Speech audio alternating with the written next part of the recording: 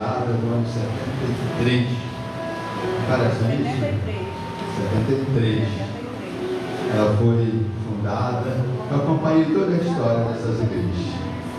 Socorrista, Casa da Bênção, Universal, irmã. Mundial, não é essa mundial que existe aí hoje não, do pastor de chapéu, né? Do pastor Valdomiro.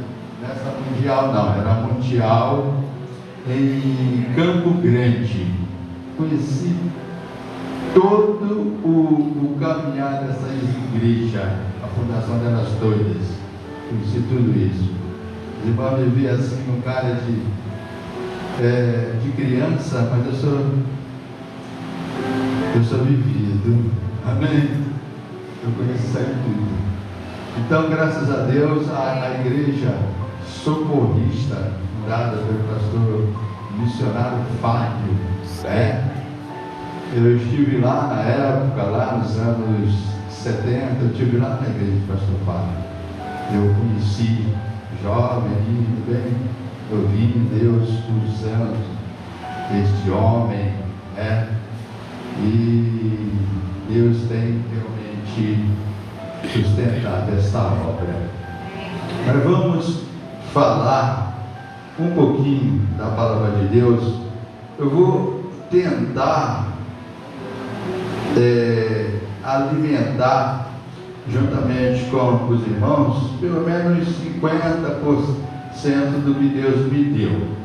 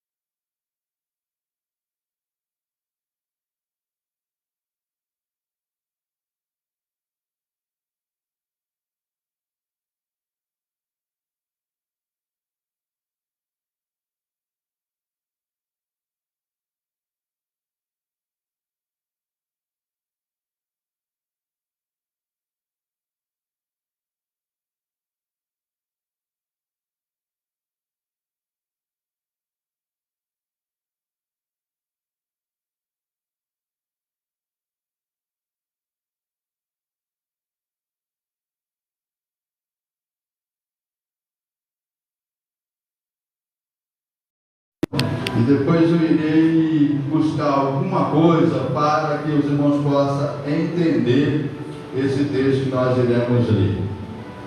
Já que é uma noite de unção, eu vou falar relacionado ao assunto, sobre unção. Abra aí sua Bíblia em Isaías 61.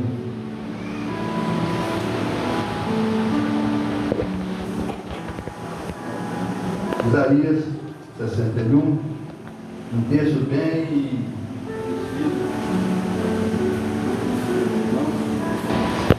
uma coisa está acontecendo nesse microfone que está falhando um pouquinho. Isaías 61, do versículo 1 ao 3, nós iremos ler. Todos acharam? A gente está aí na tela, não sei. Diz assim: o Espírito do Senhor Jeová está sobre mim, porque o Senhor me ungiu para pregar boas novas aos mansos e enviou-me a restaurar os contritos de coração, a proclamar liberdade aos cativos e a abertura de prisão aos presos, a pregoar o ano aceitável do Senhor e o dia da vingança do nosso Deus, a consolar todos os tristes, a ordenar acerca dos tristes de Sião, que se lhe dê ornamento por cinza, óleo de gozo por tristeza, vestido de louvor por espírito angustiado, a fim de que se chame árvore de justiça, plantação do Senhor, para que Ele seja glorificado. 1 João, no capítulo 2, versículo 20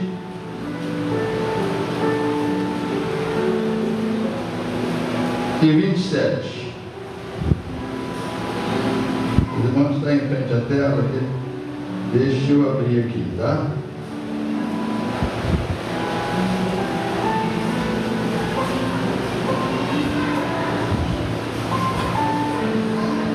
Primeiro João 2, tá ali. Versículo 20, primeiro 20.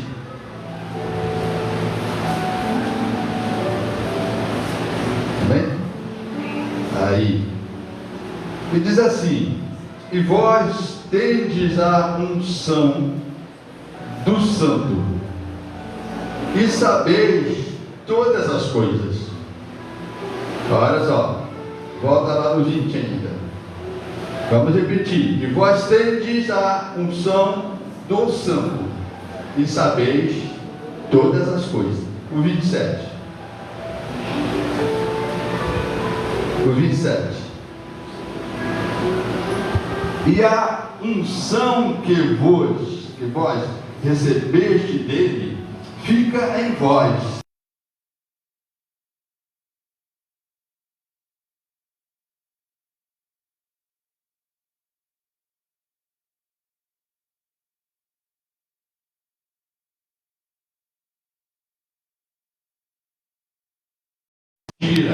Como ela vos ensinou, assim nele permanecereis. Amém? Aleluia. Muito bem. Para que nós possamos compreender bem isso aqui, nós vamos fazer uma análise geral relacionado ao que Deus quer do ser humano. Deus, ele sempre se preocupou muito no bem-estar, principalmente espiritual do ser humano. Principalmente espiritual, porque quando nós estamos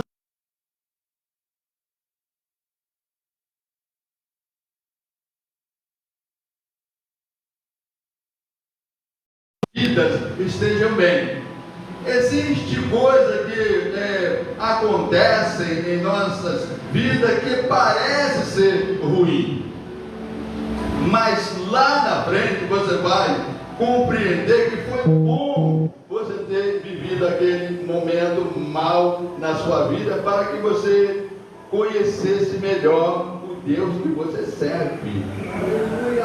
Porque não há como o crente crescer e conhecer o Deus que ele serve, a não ser através das provações. Não tem outro jeito. Vocês irmãos compreenderam isso aí. Não tem outra forma de você crescer na fé e conhecer melhor o Deus que você serve, a não ser nas provações.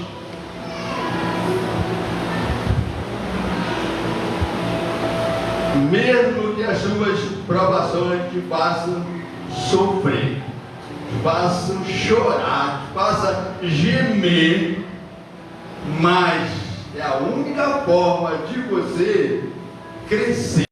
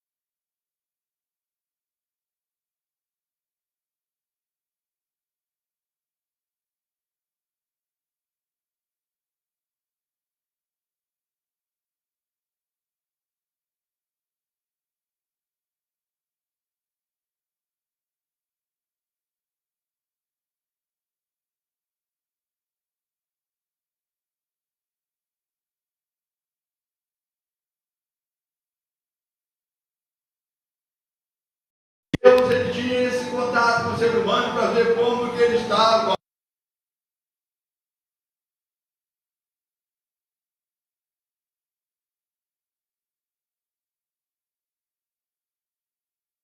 Nesse tempo que ele não conhecia o que era mal, o que era pecado, ele não conhecia nada disso, ele só vivia na santidade.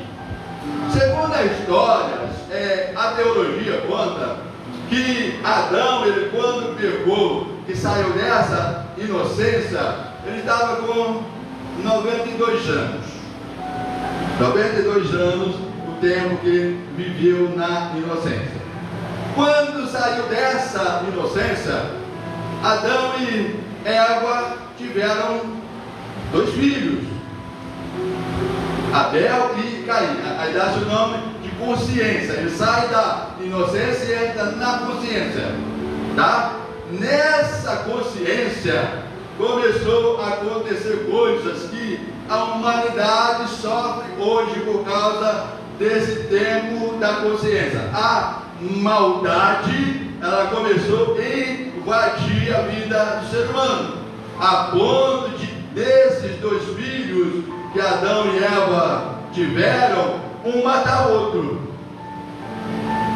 A consciência vem aí, tá? A maldade começou a entrar na vida do ser humano de forma muito grave.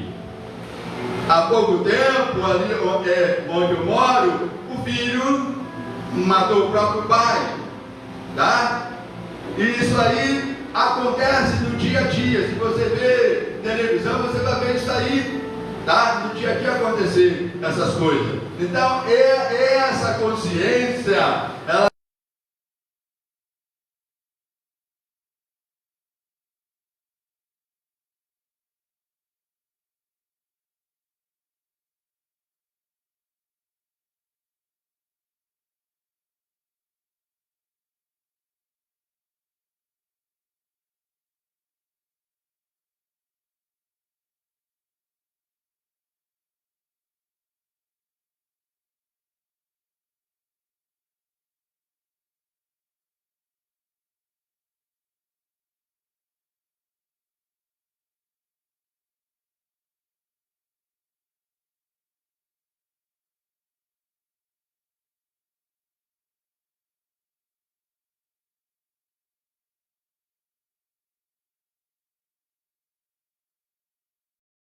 a oferta de Abel, ela retratava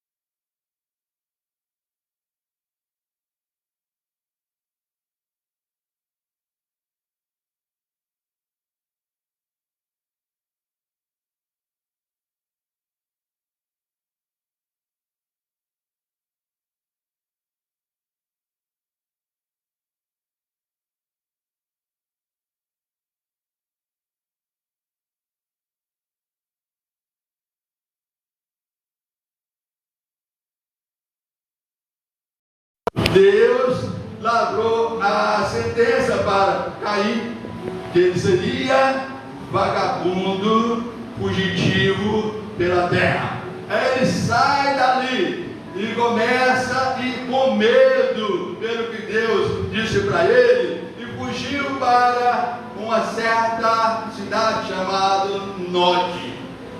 Agora Deus, ele começa a trabalhar novamente na vida de Adão e Eva. Depois, 130 anos depois, Deus dá para Adão e Eva um filho por nome Sete, para substituir Abel, para que o plano de Deus relacionado a Jesus se cumprisse, tá? Para que se cumprisse, que Deus disse para a mulher que da semente da mulher nasceria um que esmagaria a cabeça da serpente. Deus prometeu isso, e Deus disse para ela que ele faria inimizade entre a semente da mulher e a serpente. Haveria uma inimizade. A minha ex-sogra, já faleceu ela, existe uma história relacionada a ela, que ela, morando na roça, se caminhava em trigo pelos matos afora, e ela estava grávida, e aí ela passando, ela sem ver, uma cobra veio, atravessou na frente dela e ela pulou aquela cobra. A cobra não saiu do lugar. Ali mesmo a cobra morreu. Cumprindo o que Deus disse relacionado à semente da mulher. Que ele colocaria inimizade entre a semente da mulher e a serpente. A cobra morreu ali. Não saiu do lugar a cobra. Ela não pisou na cobra, não. A cobra passou debaixo dela. Ela estava grávida, ela passou por cima da cobra. A cobra não saiu do lugar. Então guarde só uma coisa. Essa caminhada que Deus queria que o ser humano fizesse até chegar à promessa da semente que era Jesus, ela continuou. Aí veio o governo humano, olha só, inocente, depois consciente, depois governo humano, que é a época dos patriarcas. Chegou nessa época, aí Deus fez o pacto com Abraão, aí veio a época dos patriarcas. Os irmãos sabem o que aconteceu? Foi no caso de Noé, né, que Deus teve que destruir tudo. Foi o governo humano. Aí vai à frente, o que acontece? A semente da mulher, tá? Ela continuou sendo planejado dentro dos planos de Deus. Continuou. E Deus, depois de mandar o povo para o Egito, Deus disse que tinha para Abraão que a semente dele seria escravo em terra estranha durante 430 anos. Aí Deus leva o povo para lá. Tá? Aí quando volta, o povo vem com a língua misturada. Egípcios com os hebreus. Dá-se o nome de uma língua aramaica. Vieram falando uma mistura de língua. Aí tudo bem, aí eles voltam a falar um povo suprido, um povo rebelde. Deus dá lei para aquele povo. Deus deu a lei com Moisés da liderança daquele povo. Então veio inocência, consciência, lei. Tá?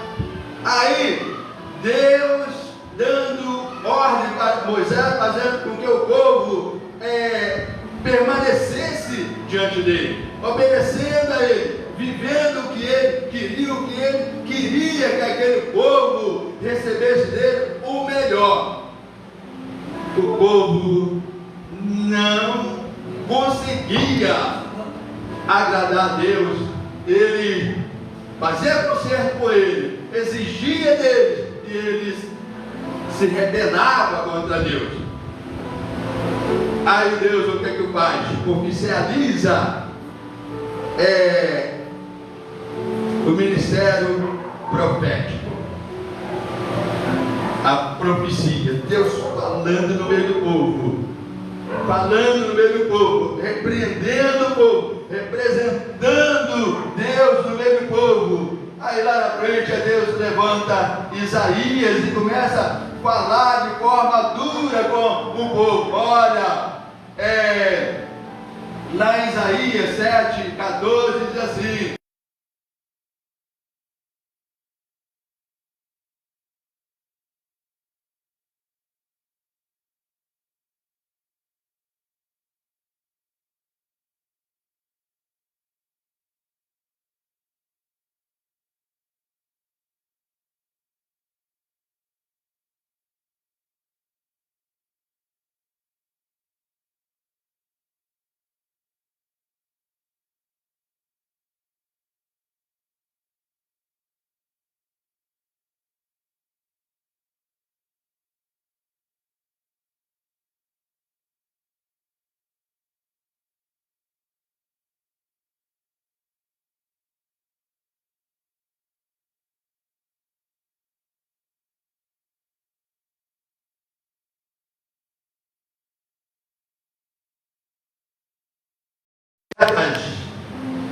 tá? Que é o quinto no cardápio. Vem até, chega em Malaquias. Sabe o que Deus faz? Ele silencia. Foi silêncio. Durante 400 anos, Deus não usou profeta mais no meio do povo. Sabe aqueles filhos que você são rebeldes, que você fala, debate, corrige, mas chega um momento que você deixa o Espírito falar. É isso aí. Cansei de corrigir, me cansei de bater. Se continuar batendo, eu vou matar essa criança. Não tem pai que para assim? Deus fez isso. 400 anos em silêncio. Nas Bíblias, antigamente, vocês irmãos tiveram essa Bíblia, o pastor Ronaldo, provavelmente, no final de Malaquias, quando terminar Malaquias, tinha duas folhas com 4 páginas em branco. Naquelas folhas não poderia ter nada escrito. Leve uma graça. Não podia ter nada escrito. Eu puder, no silêncio de Deus. A Bíblia hoje acabou com tudo. Não tem mais não. Era 2 folhas com 4 páginas brancas. Essas 4 páginas representava cada página um século. Deus em silêncio. Os irmãos aí que estudaram teologia, eu creio que aprenderam relacionado aos livros apócrifos, né? Os livros apócrifos. A maioria deles foram escritos durante os 400 anos de silêncio de Deus. Os 400 anos de silêncio. Aí, no final de Malaquias, para começar Mateus, Malaquias, ele profetizou acerca do profeta Elias, que viria para preparar o caminho do Senhor. Malaquias vai profetiza. E aí surge, Deus visita Zacarias e a sua esposa e fala: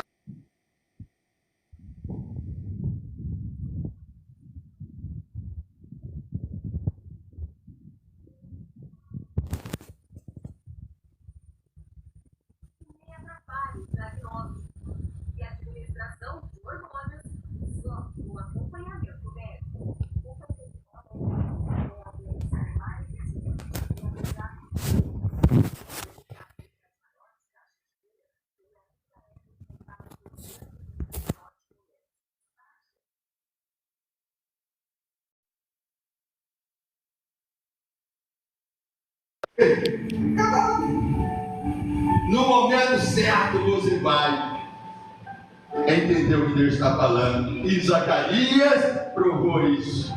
Amém? Zacarias experimentou isso, ficou mudo. Aí nasce João Batista. João Batista, o profeta que encerrou o Velho Testamento e começou o Novo. Aí ele começa pregando no Rio Jordão. Deus o levou para lá. E quando ele estava, Isabel estava grávida, né? Maria também estava grávida, com diferença de meses de gravidez.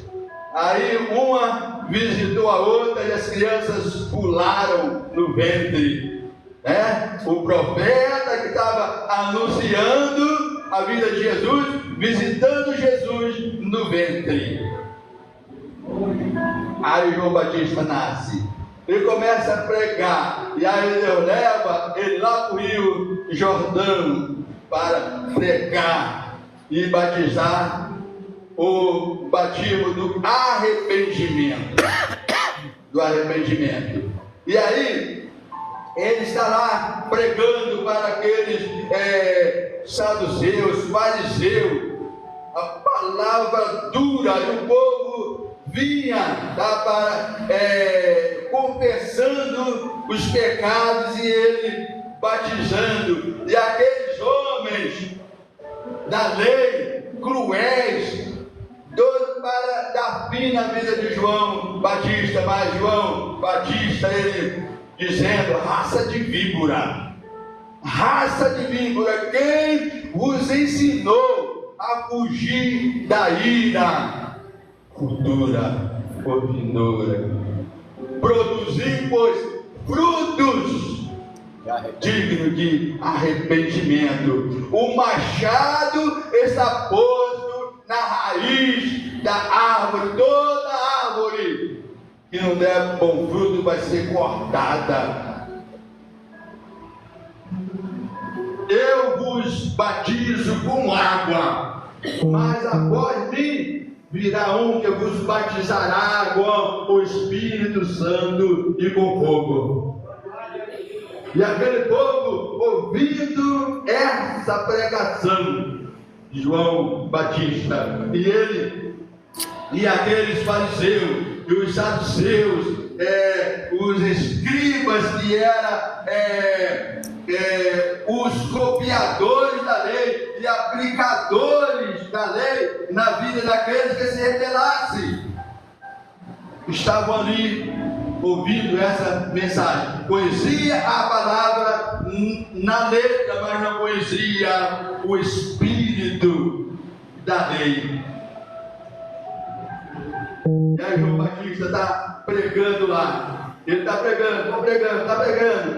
Aí de repente ele olha, vê aquela multidão.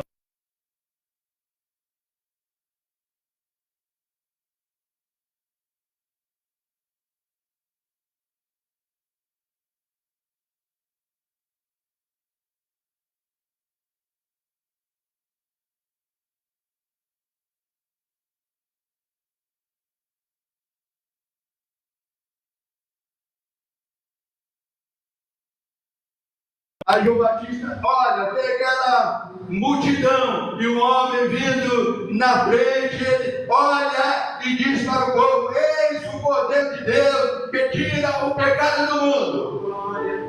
É desse aí que eu estou dizendo para vocês. Após mim que viria, que vos batizaria com o Espírito Santo e com fogo. A ele ali, o Cordeiro de Deus. João Batista nunca tinha visto Jesus, mas o Espírito Santo revelou para ele que aquele era Jesus Cristo. Aleluia! É bom nós termos o Espírito de Deus dentro de nós, para que nós possamos saber quando é de Deus e quando não é. Amém! Quem representa Deus e quem não representa. Glória a Deus. Há muitos por aí, tá? Fazendo a obra de Deus na noite de Deus. E você tem que ter discernimento. E Jesus disse que viríamos falsos profetas, falsos mestres, falsos Cristo. Eu já tive na minha frente, tá, uma pessoa que se declarava que ele era Jesus Cristo. Que é isso? Falava um monte de língua, de mistério lá, entendeu? Ele se declarava que era Jesus Cristo. Sangue de Cristo. Tinha a mão furada ele? Ele tinha as mãozinhas furadas. Não tinha... Declarava mesmo. Também só, aí Jesus vindo e João mostrando para o povo: é o Cordeiro de Deus. É o Cordeiro de Deus que está aqui. É o Cordeiro de Deus que está chegando aqui em nosso meio. Ele que tira o pecado do mundo. Glória a Deus. E aí Jesus, ele chega lá. Abra aí sua Bíblia em Mateus, no capítulo 3, para chegar agora no texto que nós temos lido nessa noite. Chegou a graça Está entrando a graça no mundo. Jesus chegou, é a graça, Ele é a graça. Ele está entrando no mundo, Ele está chegando. João Batista anunciou, passou-se 5 épocas. Passou de 5 épocas, está entrando agora na 6ª época. São 7. Tá? São 7. Estamos na 6ª. Só falta concluir essa 6ª época, que é a época da igreja, a época da graça para entrar no milênio. Só vai faltar um. Só falta um agora. Nós estamos na época da graça. Jesus Cristo chegando, né? Aí, coloca lá, Mateus 3, de 13 a 17. Vamos dar uma lida ali. Não sei como é que está a hora aí não, tá? Coloca aí Mateus 3, a partir do 13. Amém? Então veio Jesus da Galiléia ter com João junto do rio Jordão para ser batizado por ele. Olha só, presta atenção nisso aí. Para ser batizado por ele. Continua lá, até o 17. Mas João opunha-se-lhe, dizendo: eu careço de ser batizado por ti, e vens tu a mim? Jesus, porém, respondendo, disse: deixa por agora, porque assim nos convém cumprir toda a justiça. Então ele o permitiu. E sendo Jesus batizado, subiu logo da água, e eis que se lhe abriram os céus, e viu o Espírito de Deus descendo como pomba vindo sobre ele. Aleluia. E eis que uma voz dos céus dizia: este é o meu filho amado, em quem me comprazo. Olha que maravilha. O texto que nós lemos de Isaías 61 está se cumprindo nesse texto. Aí Jesus é batizado por João Batista, ao Espírito Santo vem sobre ele. O Espírito do Senhor Jeová está sobre mim, pois ele me ungiu. O profeta falando acerca de Jesus. E aí Jesus ele começa a fazer a obra. Depois dessa função ele vai para o deserto. Deus o leva para o deserto para ser provado, para que ali ele passa 40 dias e 40 noites jejuando. E quando estava terminando, veio a tentação. Aí o diabo, veio para tentar ver se ele conseguia alguma coisa com Jesus, mas ele não conseguiu nada. Se tu és o Filho de Deus, ele viu que Jesus estava com fome. Se tu és o Filho de Deus, manda que essas pedras se transformem em pães. Guarde só isso aí. Satanás normalmente chega em nossas vidas para nos tentar, para roubar as nossas bênçãos em cima da nossa necessidade. Ele te ataca em cima da sua necessidade. Ele chega sempre na hora certa. Mas se você estiver preparado para resistir, Pedro fala: resistir o diabo. Sujeita a Deus, olha só, está sujeito a Deus, resiste ao diabo, e ele fugirá de vós. Para você resistir ao diabo, você tem que estar sujeitando a Deus, com a sua vida no altar, com a sua vida na presença de Deus. Porque se você não estiver preparado, ele vai conseguir alguma coisa. E aí, Jesus agora, na unção do Espírito Santo, na unção do Pai, ele sai da base do jejum, da tentação, da provação, e começa a fazer a obra.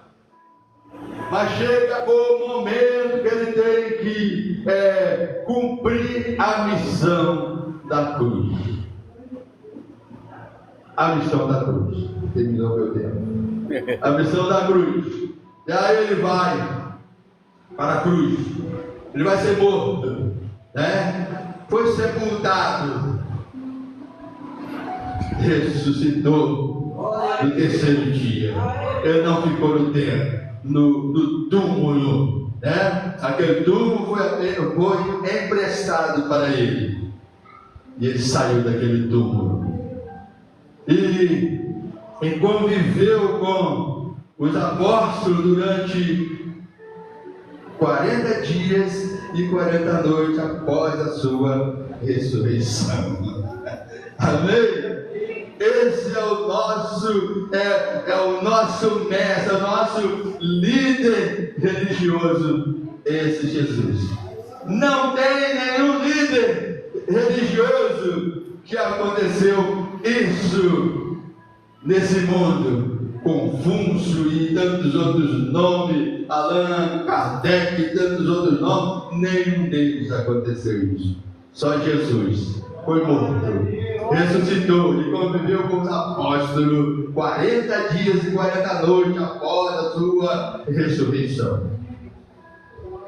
E Jesus agora chegou o momento dele voltar para o Pai, né? Ele disse: vocês ficam aqui em Jerusalém, até que do alto seja revestido de poder. E depois que vocês forem revestidos de poder, receber a unção do Espírito Santo, aí vocês vão estar preparados para fazer a minha obra. Aí vocês vão ser minhas testemunhas aqui em Jerusalém, Samaria, Judéia, até aos confins da terra. Guarde bem isso aí. O texto que nós lemos de 1 João ele fala o seguinte, 1 João 2:20, ele fala o seguinte, que, olha lá, 1 João 2:20, olha só o que João fala para nós, para você, para mim. Entendeu? Olha lá, e vós tendes a unção do Santo, e sabeis todas as coisas. Guarde bem isso aí, guarda para a sua vida. Aquela unção após o batismo que Jesus recebeu nas águas, que desceu sobre ele, aquela unção ele deixou com você, deixou comigo. Ele deixou com os apóstolos cumpriram a sua missão, foram mortos, encerraram a missão deles. No ano 67, Nero matou o apóstolo Pedro e o apóstolo Paulo.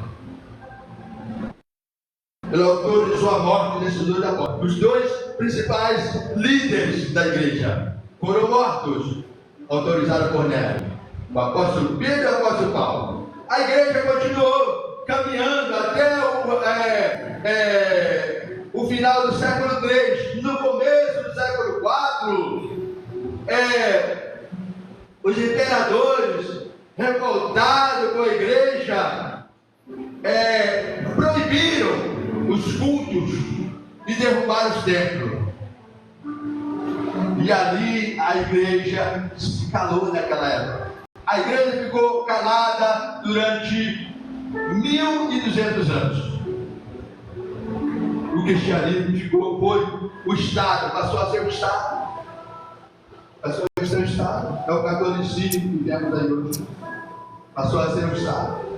Mas lá em 1517, Deus levanta Martinho Lutero para novamente o povo conhecer a palavra de Deus. Aí a palavra de Deus, ela começou a ser lida novamente. E o povo passou a desfrutar dessa palavra aqui, mas só que ele não tinha o Espírito, isso é, o batismo do Espírito Santo. Ele não era revestido como a igreja foi e como nós somos hoje. Mas em 1996,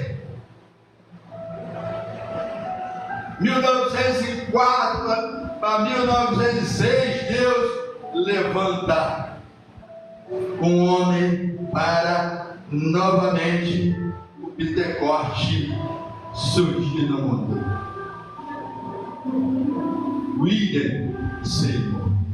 Deus levanta esse homem. A história da rua Azusa, né? Deus usou aquele homem de forma que abalou o mundo com o Pentecoste. Ia gente do mundo todo visitar aquela igreja daquele homem. E a história diz que o povo, quando descia de suas conduções e chegava aproximando, próximo daquela igreja, já seria batizado com o Espírito Santo. A presença de Deus era muito grande e revolucionou o mundo. Então, esse poder que Cristo recebeu lá, tá? Este é meu filho amado, em quem me comprazo, né? O Espírito Santo descendo sobre ele, tá? Em forma de pomba. E esse Espírito que está sobre mim, está sobre você. Amém. Aí, terminando só,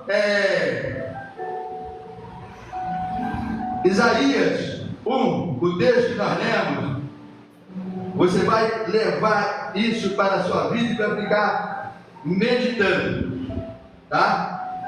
Olha só, o Espírito do Senhor Jeová está sobre mim, assim como estava sobre Jesus, está sobre mim, está sobre você, está sobre mim, porque o Senhor me ungiu para. Medita nisso. Para que você foi ungido? Medita nisso da sua vida. Me ungiu para. Será que é para mim cruzar os braços? Para me dizer que eu tenho, que eu recebi do Senhor, mas o profeta ele continua dizendo: me ungiu para pregar, para curar, para libertar, para evangelizar, para salvar almas. Para quê? Que você recebeu a unção de Deus na sua vida. Não fique de braços cruzados. Você tem a unção do Santo. Quem é esse Santo? Jesus Cristo. Eu tenho a unção de Jesus Cristo em minha vida. Você tem a unção de Jesus Cristo em sua vida. Amém? Que Deus possa nos abençoar. Vamos partir agora para a parte da unção, pastor. Amém. Glória a Deus. Amém?